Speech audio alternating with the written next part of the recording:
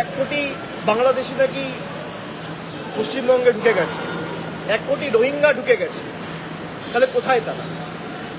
আমি তর্কের খাতিরে ধরে নিলাম বাংলায় বাংলাদেশিরা ঢুকেছে, তর্কের খাতিরে।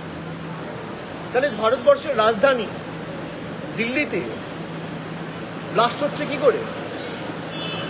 পেহেলগামে জম্মু কাশ্মীর থেকে, বর্ডার থেকে সন্ত্রাসবাদীরা ঢুকছে কি করে? সেখানে তো তৃণমূল কংগ্রেস নেই। জম্মু কাশ্মীরের মুখ্যমন্ত্রী তো মমতা ব্যানার্জি নয়। জম্মু কাশ্মীরের পুলিশ তো তৃণমূল সরকার চালায় না।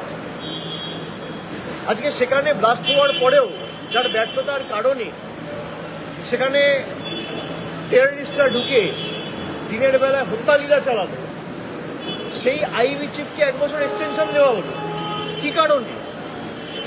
সেই আইবি চিফের ব্যর্থতার কারণে দিল্লিতে ব্লাস্ট হলো, সে এখনো তার নিজ পদে বহাল কি কারণে? এই উত্তরগুলো তো দিতে হবে।